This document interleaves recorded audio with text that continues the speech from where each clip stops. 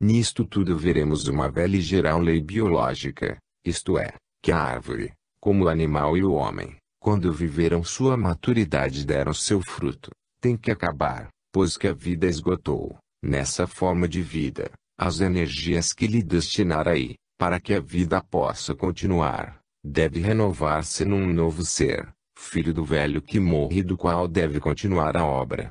Assim, mesmo agindo como inovador, esse filho será sempre o filho, que repete e continua o tipo biológico do pai.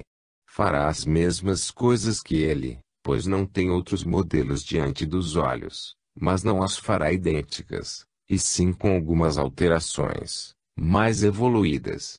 Não é fácil fabricar modelos novos, isso é um trabalho de um povo e de um século. Luís XIV criara um modelo de Estado, e a Europa o assimilara. Para todos, essa era a psicologia política dos tempos.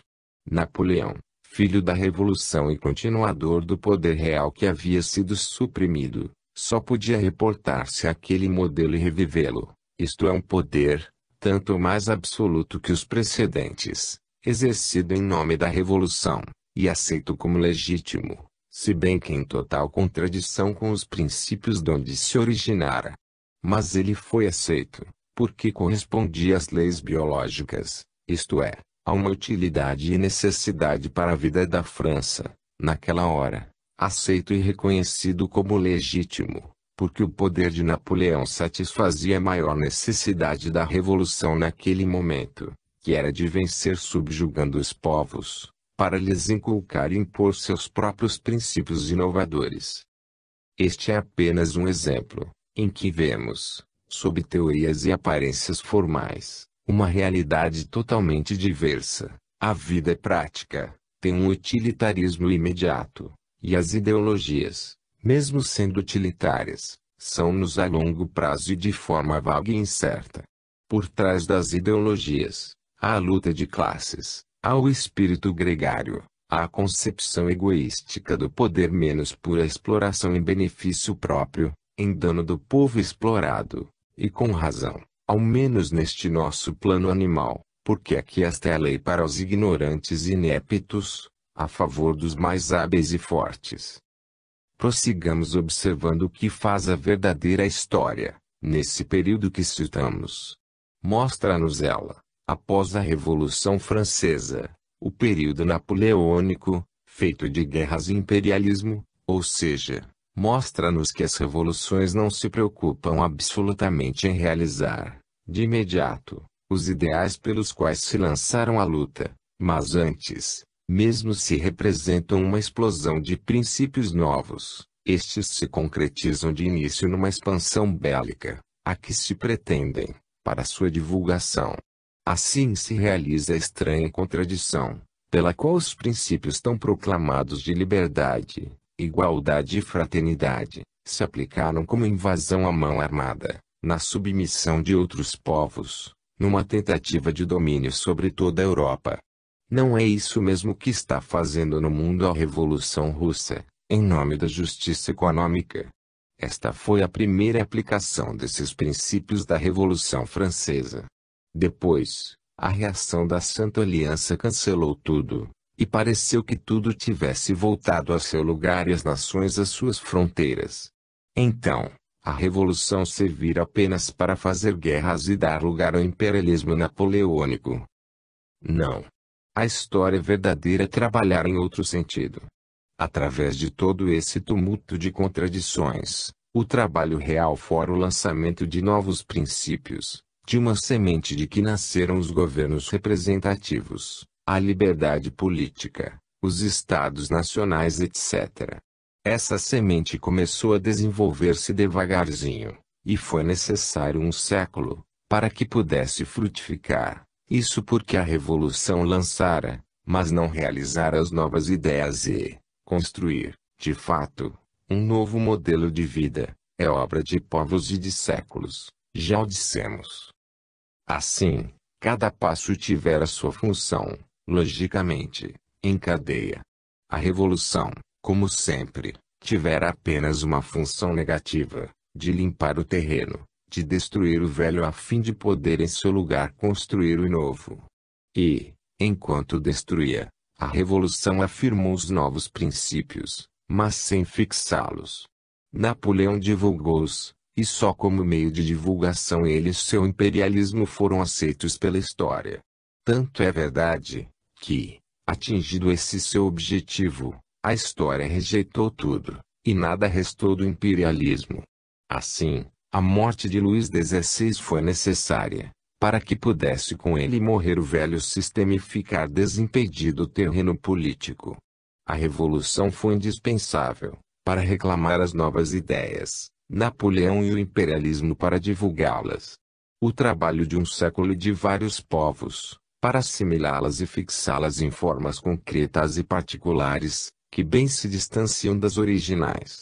Como se vê, a história verdadeira agiu com um rígido processo lógico, uma espécie de proposições encadeadas, proposições conceituais, mas expressas na forma concreta dos fatos, já que os fatos são as palavras e as proposições da linguagem da história. Apliquemos, agora, tudo isso, ao atual momento histórico, para compreender quais são menos além das formas exteriores aparentes menos o caminho real e os objetivos da história presente e do futuro próximo. Referimos-nos à Revolução Francesa e ao imperialismo napoleônico, porque hoje estamos num período de revolução e imperialismo.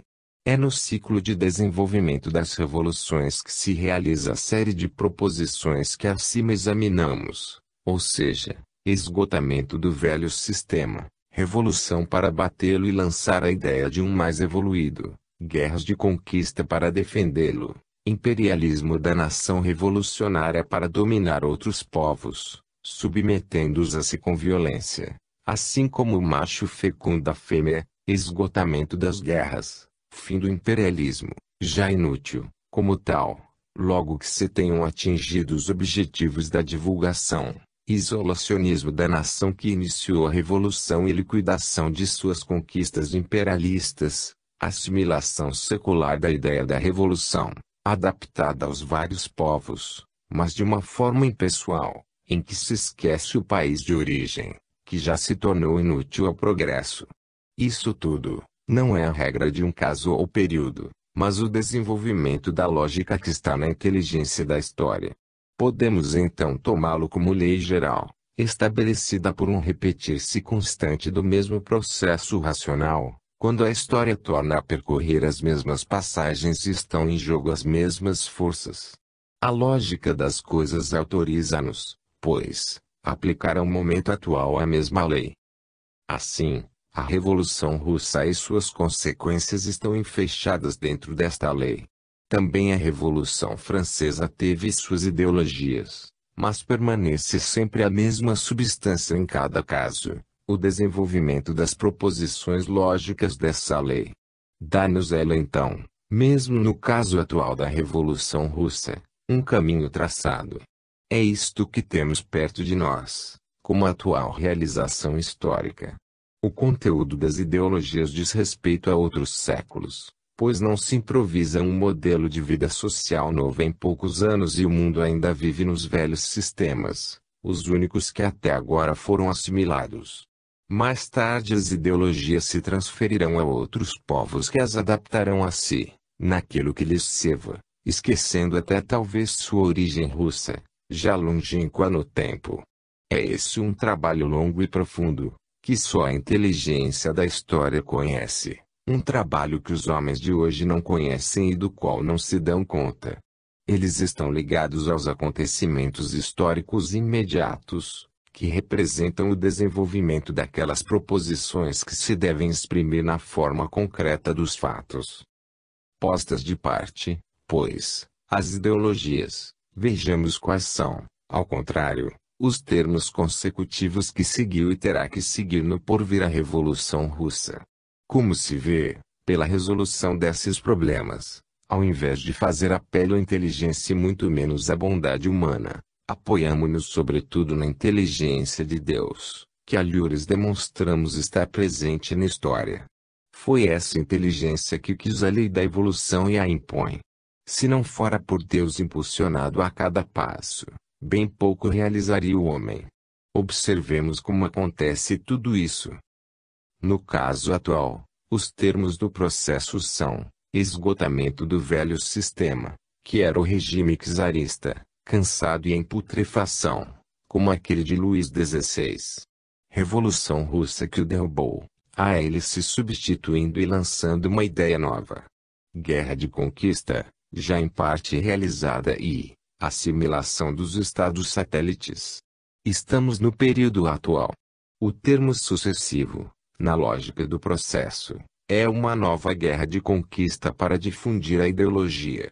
Essa está atuando como Guerra Fria, como penetração política do partido em outros estados, com propaganda etc. Mas o processo, evidentemente, foi lançado, e não pode ser paralisado. A ideologia não pode permanecer teórica. Há, no fenômeno, um lógico e fatal desenvolvimento de forças que não podem parar. Um trem a correr não pode retroceder. Estamos às portas do período do imperialismo napoleônico, necessário para difundir a ideia. Divulgada esta, teremos a exaustão das guerras, fim de um imperialismo já agora inútil à história, afastamento da Rússia e de suas conquistas imperialistas.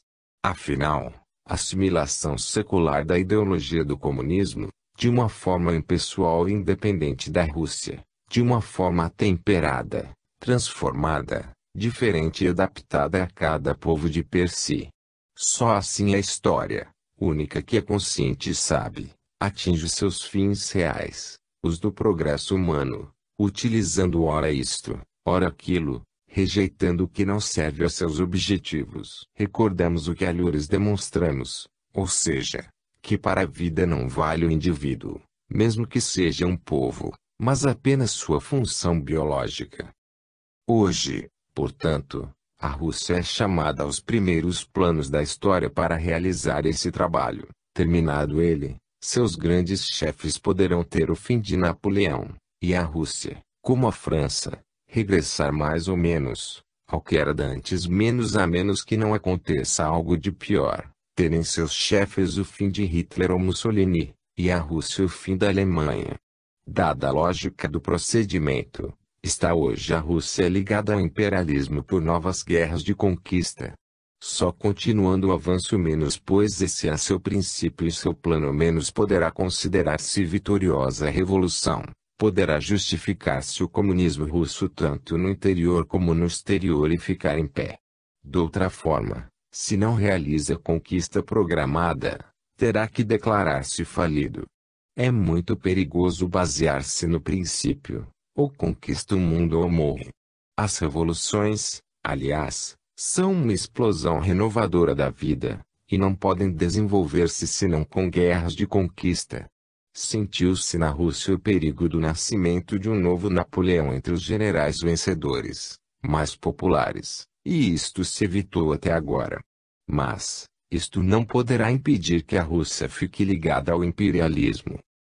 Esse é o anel da cadeia das proposições, de acordo com as quais se desenrola a Revolução Russa. Este é o atual ponto de seu caminho.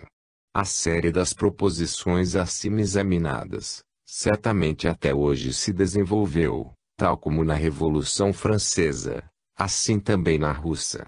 O processo é tão inevitável, que as ideologias a ele se devem adaptar, mesmo que com isto se contradigam. Explica-se assim, porque a tal ponto se afastou o comunismo de seu modelo original, que chega a praticar, na realidade, o mesmo que o imperialismo czarista, tão condenado pela Revolução, e continua imperturbavelmente a sua marcha. Os maiores teóricos do comunismo, como Carlos Marx, Frederico Engels e Lenin, consideraram aquele imperialismo como o pior inimigo da Revolução. No entanto, através de todos os regimes, continua imperturbável o sonho pan-eslavista do czarismo. Sempre o racionalismo e o racismo estão no fundo e além de todas as aparências. Este é o constante e secular sonho de todos os povos, motivo e força dominante da história. Sonho reforçado pela Revolução, que só pode desenvolver-se e firmar-se na conquista. Dessa forma, ainda que as originárias teorias comunistas negassem tudo isso, a realidade biológica, que elas não levavam em conta, venceu-as, e elas se transformaram e a elas se adaptaram. O que reina sempre acima das ideologias e formas de governo, o que permanece acima dos acontecimentos, é a realidade biológica, representada, neste caso, pelos instintos expansionistas de um povo. Triunfa assim o imperialismo eslavo, o mesmo dos czares, hoje posto em prática pelos filhos da Revolução, contra as teorias dos fundadores dela, que são censurados e purgados nos pontos em que combatem o imperialismo czarista, que é o mesmo, atualmente. E é essa fatalidade do expansionismo revolucionário, na realidade, imperialista pan-eslavista, que se manifesta hoje na Guerra Fria, na invasão de outros estados sob a forma dos partidos comunistas, isto é, quintas colunas russas, na propaganda pela paz, ou seja, pelo desarmamento do próprio inimigo, enquanto cada um se prepara na mesma corrida do armamentismo. Inevitabilidade de desenvolvimento de forças comprimidas, mas tendentes todas hoje a explodir amanhã em guerra aberta, porque na natureza cada força tende a atingir sua expansão e cada conflito a concluir, resolvendo-se no choque. Eis o que nos diz a lógica, em que está preso o desencadear-se dos acontecimentos. Contradições, se olharmos superficialmente, mas profunda lógica, da história em seu desenvolvimento. O que os homens dizem e fazem, corresponde a outras exigências, como a da luta de classes e de raças, o da experiência para aprender, corresponde a interesses pequenos, pessoais e imediatos, que ignoram os grandes objetivos da história. É natural, então, que tudo tenda a deformar a lógica do plano substancial da história, e que, no particular, só apareça um círculo vicioso de contradições. Não é pois neste terreno de fatos exteriores que poderemos achar a lógica, e dessa forma compreendemos porque aí tudo pareça ilógico. E então, eis o que achamos nos fatos. Eis as revoluções, quase todas feitas em nome da liberdade, a resolver-se mais tarde num regime mais duro, porque mais jovem, e portanto mais forte que o precedente, mais velho e cansado. Eis uma revolução como a russa, feita para a realização da justiça social, que recorda e continua os princípios da Revolução Francesa e que se torna, como naquela época, invasão bélica como submissão de outros povos, imperialismo, e enfim, pan-eslavismo. Substitui-se ao velho capitalismo privado, outro capitalismo, o do Estado, de que se aproveita, como sempre, a classe que manda, só porque venceu na luta pelo poder. Substitui-se a velha classe aristocrática, outra aristocracia de burocratas, e é entre ela que se seleciona e emerge o ditador supremo, como emergira das massas populares, lutando, aquela mesma classe. Falta a forma pessoal napoleônica, a aventura bonapartista, mas a ditadura, o imperialismo, o pan-eslavismo, já estão em ato. Em tudo isso vemos aparecer os velhos motivos da história, o férreo substrato biológico, que é coisa bem diferente das ideologias proclamadas. Achamo-nos então apenas diante de um novo capítulo da luta entre eslavismo e germanismo, entre Rússia e Europa, e diante de uma tendência à repetição das invasões bárbaras contra Roma, logo que a Europa dê sinais de enfraquecimento. É sempre o mesmo motivo dos povos menos evoluídos, que saltam em cima dos mais civilizados, logo que estes não saibam mais dominar, mantendo a própria superioridade. Dessa forma, aparecem, no lugar das ideologias, os verdadeiros impulsos biológicos em ação, a rivalidade de homens, de classes, de raças, empenhados todos na mesma luta pela vida. Em seu atual nível de evolução na Terra, essa luta corresponde bem pouco a conceitos ideais, que só servem para esconder a realidade. Afirmamo-lo para todos os povos e todos os ideais. Assim, sob o pretexto de combater o capitalismo para libertar dele o mundo, refaz-se o velho jogo expansionista de um povo às expensas de outros. Dessa forma, para que se realize a ideologia russa da justiça social, será a Europa a vítima, caso não queira unir-se para defender-se. Neste ponto podemos ver o panorama geral de todo o processo evolutivo dos acontecimentos, processo que é formado por três correntes. Primeiro, as ideologias teóricas, que no princípio são apenas as sementes, cujo desenvolvimento, em ato, é protelado a outros tempos. Segundo, o férreo substrato da realidade biológica, em que homens e povos lutam pela vida, sendo este o seu trabalho, o único que conhecem e desejam. Terceiro, a obra substancial e subterrânea da história, que avança como uma cadeia de proposições lógicas, para conseguir a atuação da evolução, realizando as ideologias, trabalho desconhecido ao homem que o executa sem conhecê-lo, enquanto, movido por interesses e miras menores, avança desordenadamente por um caminho tortuoso, cheio de contradições. Vimos o que resulta do choque contrastante dessas três correntes. Cá embaixo, no particular, domina a segunda, mas no alto, ainda que pareça longínqua, a terceira é sempre ativa. Voltando ao caso da Rússia e do comunismo, observemos agora se este terceiro aspecto lhe oferece possibilidades de vitória.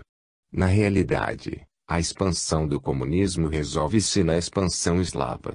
Perguntamo-nos, então, possui a Rússia características biológicas que, diante das leis da vida, justifiquem e autorizem sua expansão sobre outros povos? Sem falar de ideologia, houve povos dominadores e colonizadores, como Roma, diante da Europa de então, e como a Europa, diante das Américas e do mundo. Quando um povo possui qualidades adequadas para saber exercer uma função de comando, a vida lhe confia, e esta poderia ser uma justificação para o expansionismo russo. Mas, possui o povo russo tais qualidades, que justifiquem seu pan-eslavismo? Se as tivesse, teria pleno direito à expansão e justificaria seu imperialismo. Mas se as não tem, só poderá repetir a aventura napoleônica, reduzindo-se a nada, ainda que vença, como a França, mas além disso com o perigo de ser destruída pelas bombas atômicas. Aí de quem se arrisca a uma prova que não pode superar. A vida o pune com a liquidação. Para vencer e ter direito ao domínio, é mister possuir superiores valores biológicos de inteligência e técnica. Ora, a Rússia viveu até ontem de imitação, à margem da civilização europeia. Como pode tornar-se hoje mestra do mundo? Como pode a vida colocá-la à vanguarda do progresso? Onde estão suas excepcionais qualidades que lhe garantam tão importante função biológica? Sua atual civilização é uma apressada imitação da pseudo-civilização materialista europeia, mas sem os melhores e mais poderosos valores, os espirituais. Estes têm grande peso biológico e a Rússia pagará caro tê-los ignorado. Seu programa representa teoricamente a justiça econômica da sociedade. Mas na prática é outra coisa.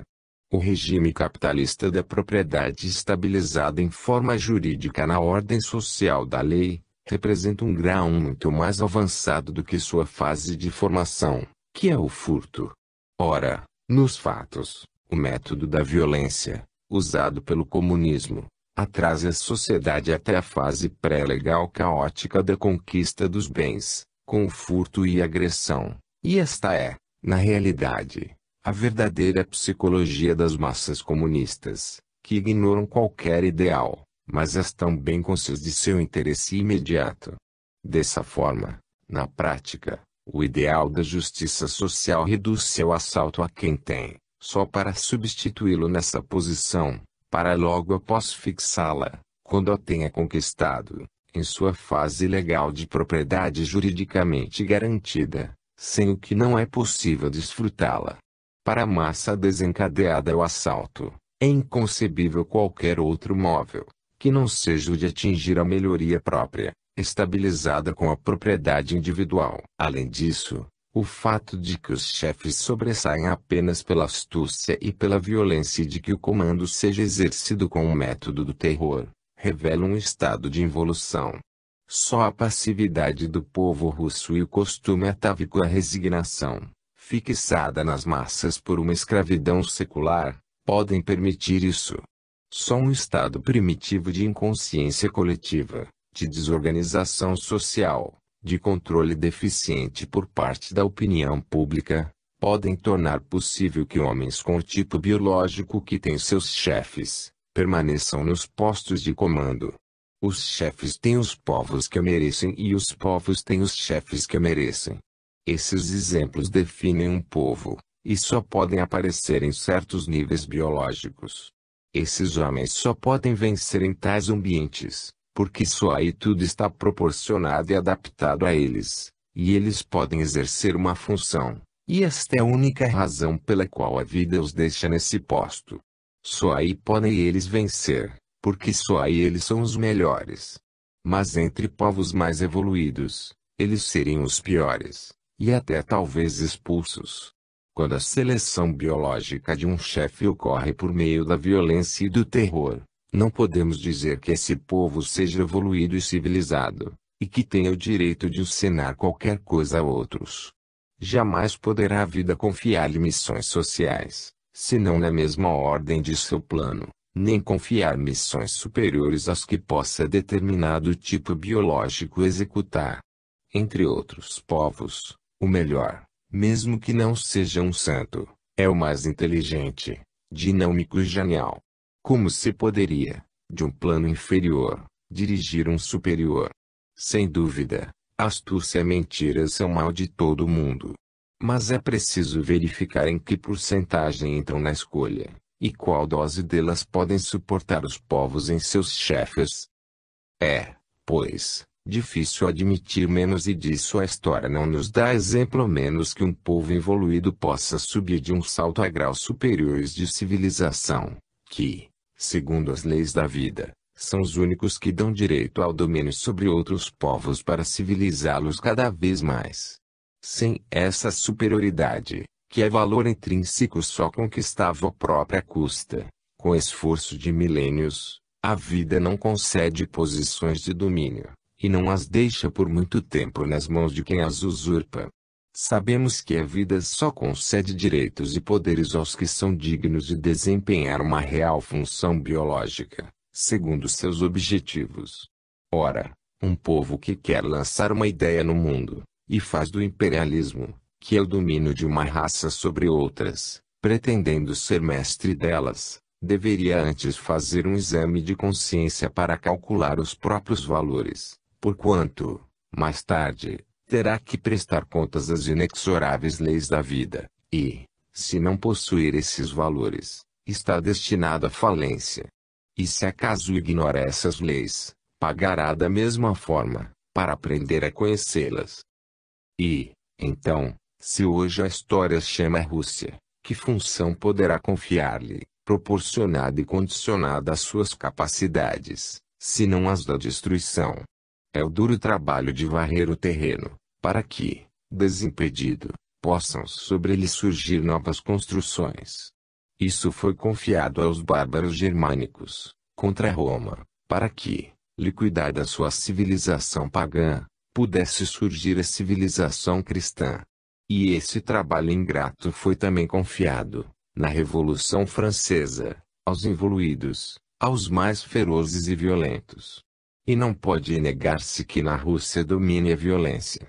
Com efeito, não é essa qualidade escolhida, em todo o mundo, para as atividades comunistas, que nos revela esse método de andar à procura da miséria, provocando-a, talvez, não para ajudar os deserdados, mas para excitá-los à violência, subvertendo a ordem.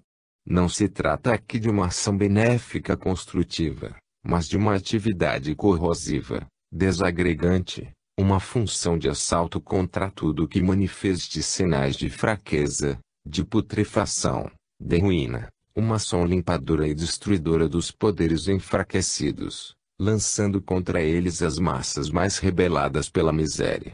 Isto recorda e repete, no plano social, o assalto dos micróbios patogênicos, que submetem os indivíduos doentes e fracos a uma prova, da qual ele sairá ou curado e forte, ou então morto. A vida sabe e pode confiar à Rússia a depuração biológica dos povos cansados, função que nasce quando uma civilização madura, como a de Luís XVI, liquidada pela Revolução Francesa, deve ceder lugar a outra mais jovem, para que a vida se renove, e possa continuar a subir. Desse modo, o valor e a superioridade da Rússia seriam apenas relativos, isto é, dados pela fraqueza e inferioridade da Europa cansada. Com o que acima expusemos, procuramos compreender e explicar a atual e futura situação mundial, em suas razões mais profundas, seguindo a lógica que nos foi dada pelas leis da vida. Neste escrito, está sendo utilizado, para a compreensão do momento histórico atual e futuro, todo o trabalho de orientação realizado nos nossos volumes precedentes, onde expusemos a filosofia do funcionamento orgânico do universo. Por isso, nossas conclusões têm, por trás de si, todo um sistema filosófico, e, se bem que tivessem sido obtidas pelo método da intuição, foram submetidas a controle racional. Ainda que as ofereçamos como hipótese, derivaram-se de uma concepção universal, e nosso tempo, com seus acontecimentos, está logicamente situado dentro de uma visão cósmica. Procuramos, assim, prever o futuro por meio de um trabalho de orientação, seguindo as linhas da lógica, que forçosamente está na história e no pensamento de Deus. Falta-nos agora apenas completar o quadro com algumas observações particulares e práticas, especialmente em relação ao futuro desdobrar-se dos acontecimentos. Todos os povos que aspiram ao domínio proclamam a paz, mas a paz própria, sob seu comando. E para conseguir essa paz, eles fazem a guerra. Defendem uma nova ordem, mas uma ordem em que eles mandam e os outros servem, e para obtê-la subvertem e assaltam para destruir a ordem precedente, que não é a deles. Apresentam-se sempre como libertadores, ainda que os povos invadidos não desejem absolutamente ser libertados. Mas, dessa forma, os invasores, camuflando-se de libertadores, podem libertar-se melhor do próprio inimigo, vencer e sujeitar o povo invadido. É divertido observar esse jogo de contradições entre o que se diz e o que se faz, jogo de ilusões psíquicas, cujas razões já vimos. Tudo isso porque, por trás do que se diz, está agindo a dura realidade biológica, que fala e age muito diferentemente. Por aí se vê quanto podem valer as bandeiras humanas, e quanta luta feroz pela vida se realiza atrás delas. Na prática, pela realidade biológica, no plano de evolução animal do homem, cada ordem só pode estabelecer-se e manter-se com a força, imposta por um dominador, já que se não formou ainda uma consequência capaz de compreendê-la e mantê-la por convicção espontânea. Na prática há uma só verdade político-social, a do vencedor. Não é a ideia que vale, vale apenas a ideia que vence. Hoje todos olham para o comunismo porque a Rússia venceu e é forte. Por isso a França teve que ser forte e vencer no período napoleônico, porque, sem força nem vitória, as ideias da revolução não teriam interessado a ninguém. Se a Rússia perder, o comunismo se despedaçará nos fragmentos que sobrarem nos vários estados em que penetrou. O que conta é vencer. Se Hitler tivesse vencido, sua ideia seria hoje a verdade na Europa, e a verdade política alemã seria a única verdadeira. E vencer é problema de meios bélicos. Mas os vitoriosos foram a Rússia e os Estados Unidos, e hoje, no mundo, só existem essas duas verdades, porque foram eles os vencedores. Desse modo, através dos séculos, tivemos várias verdades, a romana, a francesa, a inglesa, etc., de acordo com quem triunfava. Quando um povo vence, estabelece e impõe sua verdade, feita por ele em benefício próprio. Ele faz tudo o que fazem todos os grupos humanos, ou seja, declarar-se da parte de Deus e do direito, condenando todos os outros. Qualquer homem, só ou em grupo, diz sempre, só eu tenho razão. Temos assim tantas verdades políticas, religiosas, filosóficas, sociais, etc. Se cada um tivesse a sua verdade sem condenar as outras, tudo iria bem. Mas cada um é dogmático e absolutista e combate todos os outros, e justifica-se disso, porque, para ele, as outras são o erro. Segundo ele, só ele é o bem, todos os outros são o mal. É assim que nasce cada ordem nova, filha da desordem e do esmagamento. Nasce a paz, o direito, as artes, as ciências e o progresso, dando tom a um período histórico. Os resultados de agressividade, que normalmente é a delinquência, legitimam-se a glória do triunfo cura tudo. Os ministros de Deus na terra aprovam e abençoam, fixam-se as novas posições até que outra guerra ou revolução provoque nova derrubada. Esta é a florescência das tempestades sociais, um progredir de ordens a nascer, cada uma, das ruínas da precedente, cada vez mais perfeitas, repetindo assim o processo de reharmonização do universo, que, da mesma forma, parte do caos, para voltar a Deus. É esse o caminho da vida, lógico, justificado, como não são as palavras dos homens. Continuemos a observar os fatos mais próximos, a realidade biológica que é tão diversa das aparências, sempre escondida na substância dos fatos. Na realidade, a vitória do proletariado no mundo inteiro significaria, hoje, o domínio de Moscou, assim como a vitória de Cristo em todo o mundo poderia significar o domínio do Vaticano. Recordemos que, no fundo, o protestantismo nasceu sobretudo pela luta de raças. E como hoje poucos combatem o Cristo, mas muitos combatem os padres que se inculcam ministros seus, assim poucos combatem a justiça social do comunismo, mas muitos combatem o bolchevismo russo, que se inculca ministro daquela justiça. Logo, tudo é luta, porque, na Terra, as ideias universais, supernacionais e de superação, não existem na prática, mas, ao contrário, tudo está personificado em homens que, por trás dos ideais, fazem um trabalho muito diferente, ou seja, lutam por sua própria vida. Esta é a realidade biológica.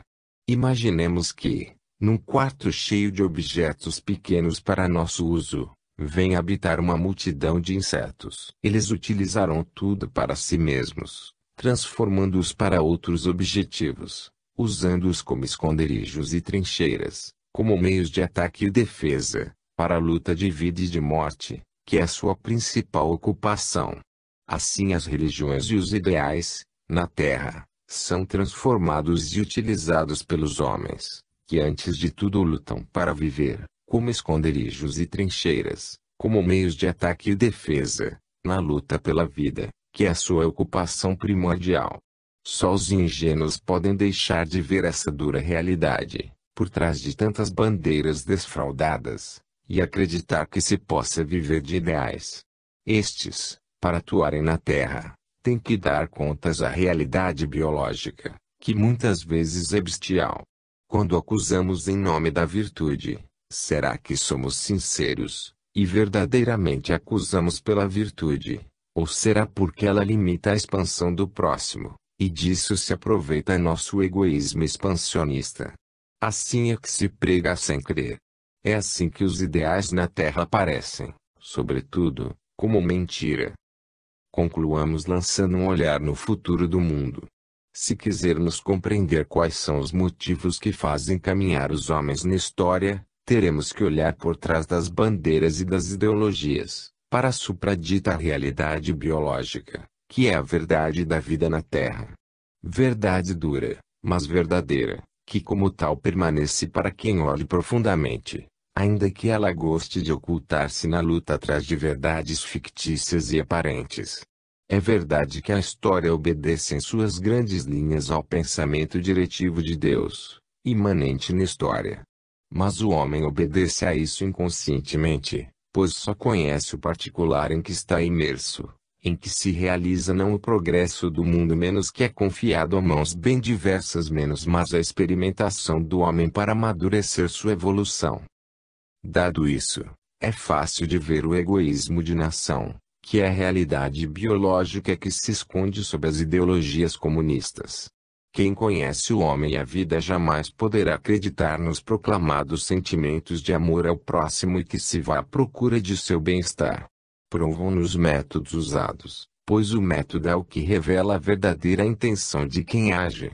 Se o comunismo tem a grande função histórica de lançar e de impor com a violência o princípio da justiça social a um mundo surdo, isto é obra do pensamento diretivo da história, que quer o progresso do mundo. Mas a psicologia dos homens encarregados desse trabalho é movida por interesses bem diversos, racistas, expansionistas, imperialistas. Eles querem crescer e são utilizados para um trabalho de destruição do velho e para o lançamento de uma ideia evangélica, da qual seus métodos se revelam imensamente afastados.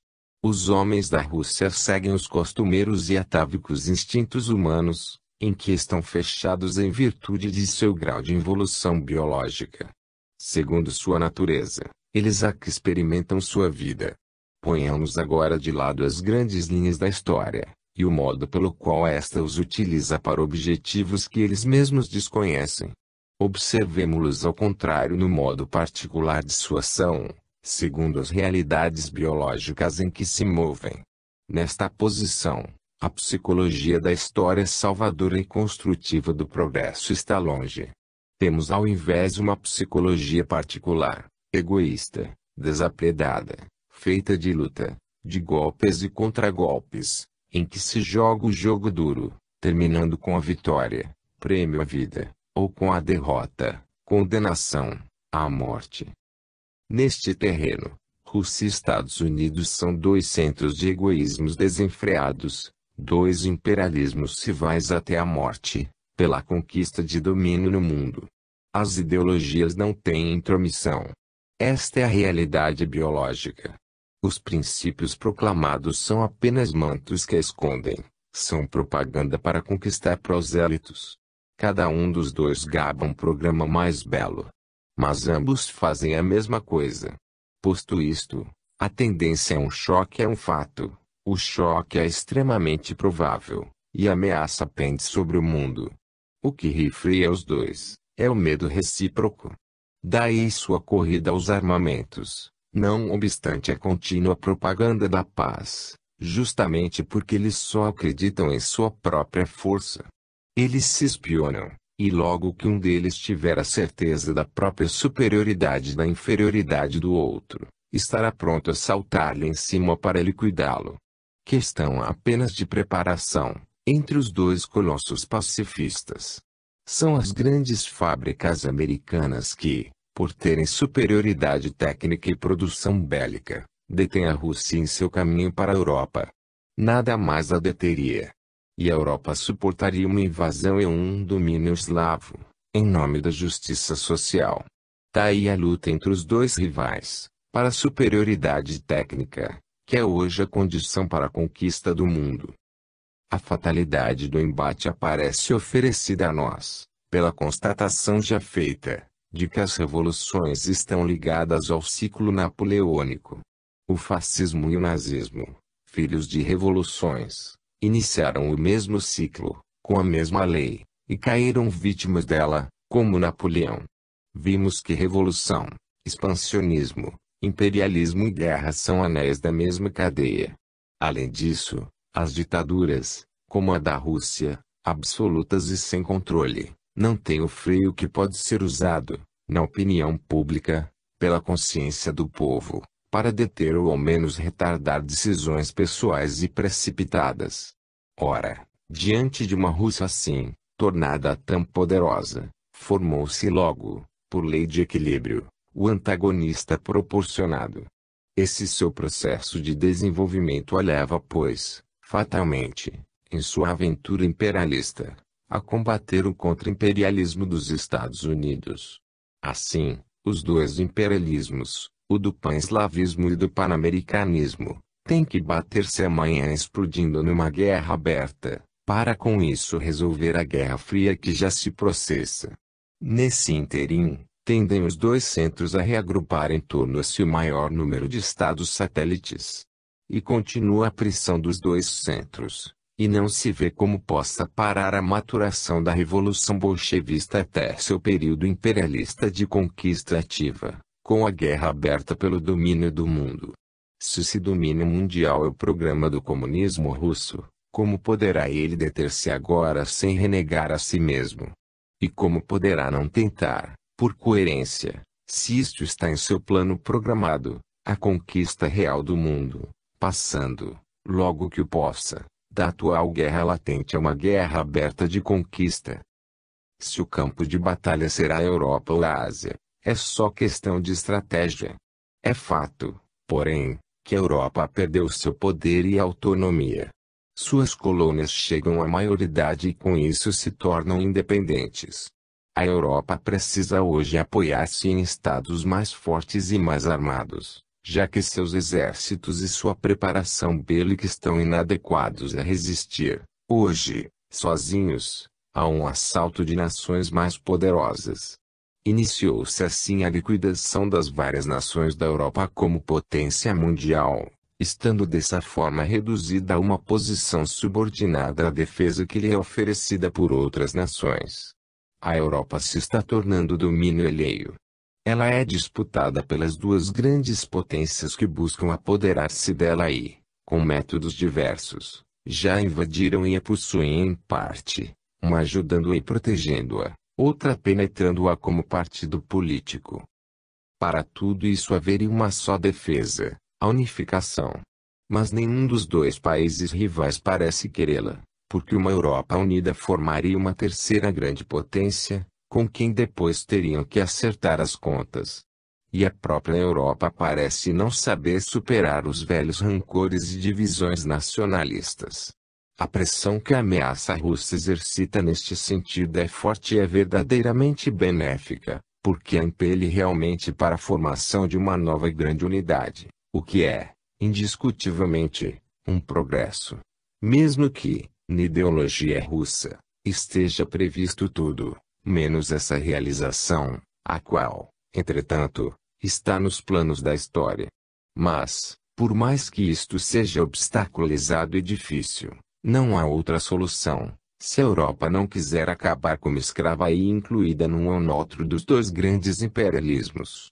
São estas as forças em contraste no terreno da velha Europa. Cada uma das nações é atacada em sua autonomia, e teme perdê-la, a sua independência, que não quer ver sacrificada. É esse separativismo egoísta, essa rivalidade que divide, o perigo que hoje faz a Europa fraca e a pode amanhã tornar escrava. Não há dúvida de que, ser reduzida a um objeto disputado por outros que brigam para dominá-la, significa ter perdido o primado do mundo e encaminhar-se para a liquidação. A Europa não se acha hoje nas mesmas condições em que se achava a antiga Roma, no fim de seu império. Mesmo no caso em que ela chegue a unificar-se, conseguirá ressurgir, ou sua civilização já está em liquidação, com as invasões bárbaras às portas, tal como ocorreu à antiga Roma. E a Europa poderá, mesmo unificada, resistir à pressão de dois imperialismos que a disputam, proveniente de dois, mais primitivos, sim, mas também mais jovens do que ela, que já esgotou seu papel histórico imperialista e colonizador, como dominadora do mundo. Como se vê, no terreno do particular, temos muitas forças em ação, contrastantes, ligadas a um seu desenvolvimento lógico. De um lado a Revolução Russa que hoje funciona como motor propulsor da história de nosso tempo, revolução que já desembocou no imperialismo que está ligada para firmar-se, sem o que faliria.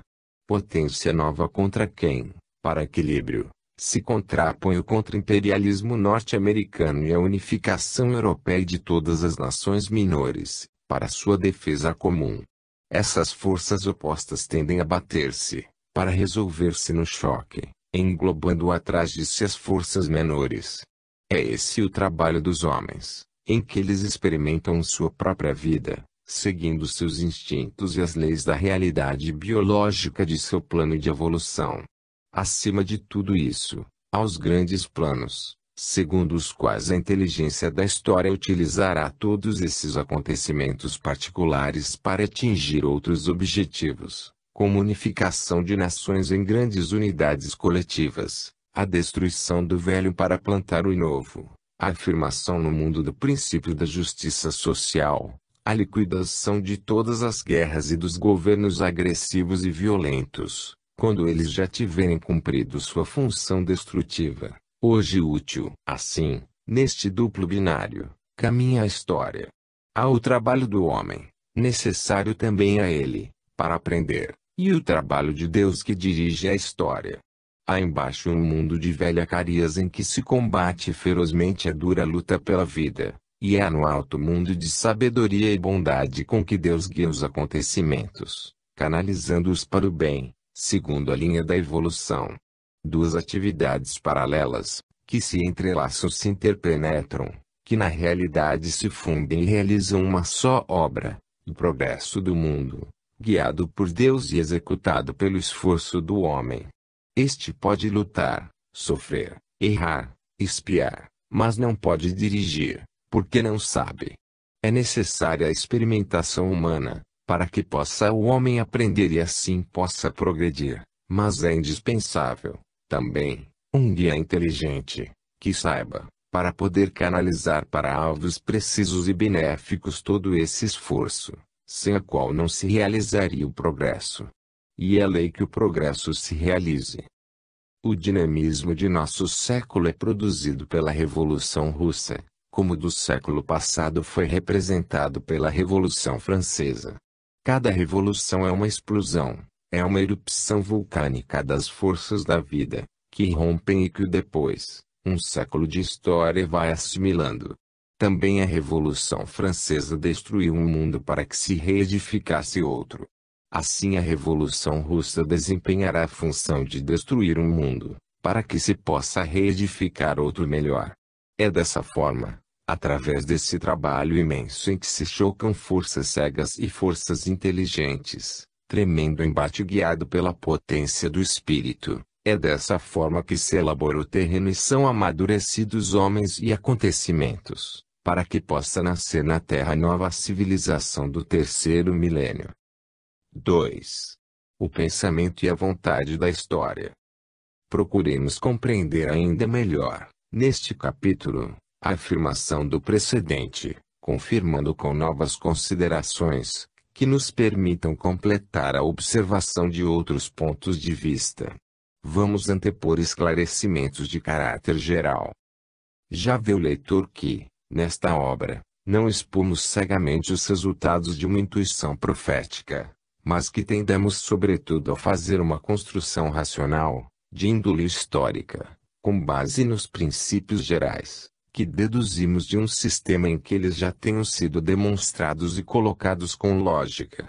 A pesquisa histórica que aqui realizamos, sobretudo projetada no futuro, é dirigida, pois, com método positivo, racionalmente controlado, ao longo do fio do desenvolvimento de um processo lógico. Só isso nos podia dar garantia de seriedade e de maior aproximação possível do verdadeiro terreno dos acontecimentos históricos. Não desejamos, portanto, realizar aqui trabalho de adivinhação, nem dar prova de faculdades proféticas. Isso exorbitaria de nosso propósito, que é conseguir a orientação e a previsão mais provável dos acontecimentos futuros, com os meios mais positivos. Se nos guia a intuição profética, aqui é o que menos deixamos transparecer. Por isso, não usamos linguagem simbólica, mas a simples e clara da vida cotidiana. Temos a segurança dos princípios gerais, que aplicamos e tomamos como guia em nossa pesquisa histórica. Mas, quando descemos ao particular, preferimos falar de probabilidade, ao invés de esconder o pensamento, numa linguagem sibilina ou figurado-simbólica, que parece feita para dizer sem dizer e é escrita em função de uma chave explicativa, à mercê dos intérpretes. Essa necessidade, para algumas previsões, de ter que recorrer a uma intervenção póstuma de especialistas na arte de resolver enigmas, não pode fazer parte de um trabalho positivo. A indagação do futuro, nos devidos limites e até certo ponto, pode ser feita também por via racional, a que é indispensável recorrer sempre, para controlar os resultados da própria faculdade de intuição, os quais, se tomados levianamente e sem discussão, podem muitas vezes confundir-se com a pura fantasia. Contra esse perigo, em que é fácil cair, estamos sempre em guarda. Nossa força nesta pesquisa consiste em ter atrás de nós um caminho já percorrido em muitos volumes, em que foi estudado o funcionamento das leis que guiam o ser em todos os campos. Nossa força consiste em poder hoje localizar esta nossa indagação histórica no seio de um sistema de que ela faz parte. Consiste em poder, portanto, dar uma explicação lógica de cada conclusão nossa, obtida em função da solução já conseguida de tantos outros problemas. Só assim podemos fazer descer a inspiração no terreno racional de todos, tornando-a compreensível. Nossa força consiste em permanecer sempre unitários e unidos aos princípios universais, mesmo quando descemos, nos particulares, aos acontecimentos históricos no tempo. Parecemos, por exemplo, estar muito longe, neste volume, dos princípios de teologia do volume Deus e Universo. E, no entanto, movemos-nos na mesma ordem de ideias, e nossas conclusões atuais são apenas consequências daquelas longínquas premissas cósmicas. O todo permanece uma verdade unã, quer tratemos da queda dos anjos ou da redenção de Cristo, quer tratemos da atual hora histórica ou do futuro do mundo, que se aproxima como nos mostra este volume. A unidade de pensamento e de visão é uma força, porque nos achamos diante de uma construção conceptual, em que cada parte se escura e se confirma em outra, e todas juntas reforçam a mesma verdade. Atrás de cada afirmação, ecoam muitas afirmações paralelas, coordenadas num só bloco, organicamente colocadas numa lógica única. Não se pode tirar uma pedra sem que desmorone todo o edifício. Mas, como fazê-lo desmoronar, quando a razão nos diz que cada pedra está em seu lugar certo, e cada conclusão resolve harmônica e organicamente um problema, que de outra forma permaneceria insolúvel? A mente que uma vez compreendeu estas explicações não sabe mais renunciar à sua satisfação e jamais poderia decidir-se a recair na ignorância e no caos. Dessa forma, se este livro é um livro de inspiração profética, é também um trabalho de aplicação dos princípios científicos, espirituais, sociais, teológicos, dos nossos volumes precedentes, princípios transportados num terreno muito diverso, o terreno histórico. Tudo isso dá ao processo inspirativo, agora dirigido ao que no sentido profético, a força de método. Disciplinar racionalmente um fenômeno tão desusado e incontrolável em seu funcionamento, pode ser uma conquista útil, para facilitar sua compreensão e seu aperfeiçoamento, e torná-lo acessível a maior número de pessoas, tornando-o mais positivo, mais solidificado pelos controles, que, em geral, faltam.